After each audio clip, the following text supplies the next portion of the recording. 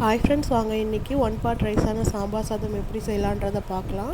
முதல்ல ஒரு குக்கர் வச்சு அதில் எண்ணெய் ஊற்றி எண்ணெய் சூடானதும் கடுகு, வெந்தயம், சீரகம், மிளகு இதெல்லாம் போட்டு நல்லா பொரிஞ்சதும்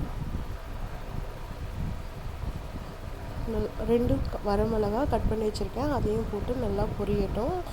வரமிளகா நல்லா பொரிஞ்சதுக்கப்புறமா 10 பல் பூண்டு தோல் உரித்து கட் பண்ணி வச்சுருக்கேன், அதையும் இந்த தாளிப்பில் போட்டு நல்லா வதக்கிக்கணும். பூண்டு நல்லா வதங்கினதுக்கப்புறம் 2 பெரிய வெங்காயம் பொடியாக நறுக்கி வச்சுருக்கேன். பூண்டு நல்லா வதங்கிடுச்சு. இப்போ பெரிய வெங்காயம் கருவேப்பிலையை போட்டு நல்லா வதக்கணும். இப்போ இது நல்லா வதங்கட்டும்.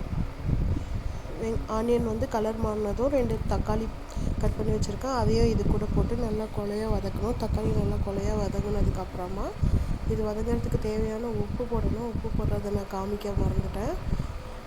இது நல்லா வதங்கினதுக்கப்புறமா என்கிட்ட ஒரு கத்திரிக்காய் இருந்துச்சு, அதை மட்டும்தான் நான் யூஸ் பண்ணியிருக்கேன். வேறு எந்த காயும் நான் யூஸ் பண்ணலை. ஒரே ஒரு கத்திரிக்காய் இருந்துச்சு, அதை கட் பண்ணி இதில் நான் சேர்த்துருக்கேன்.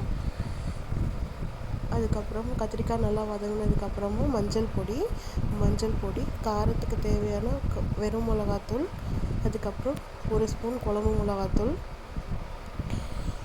உங்களுக்கு தேவை அப்படின்னா நீங்கள் தனியா பொடி ஆட் பண்ணிக்கலாம். நான் தனியா ஸ்கிப் பண்ணிட்டேன். இது நல்லா போட்டு வதக்கிட்டதுக்கப்புறமா இது நல்லா வதங்கணும். இந்த மசாலாவோட பச்சை ஸ்மெல் போனதுக்கப்புறமா அரிசியையும் பருப்பையும் ஒரு மணி நேரம் ஊற வச்சுருந்தேன், அதையும் நான் ஆட் பண்ணிக்கிறேன்.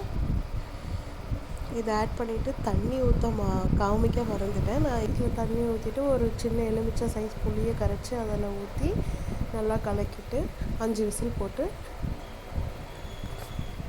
நல்லா ரைஸ் குழஞ்சதும் சாம்பார் பொடி போட்டு இறக்கி கொத்தமல்லி தூவி சர்வ் பண்ண வேண்டியது தான்.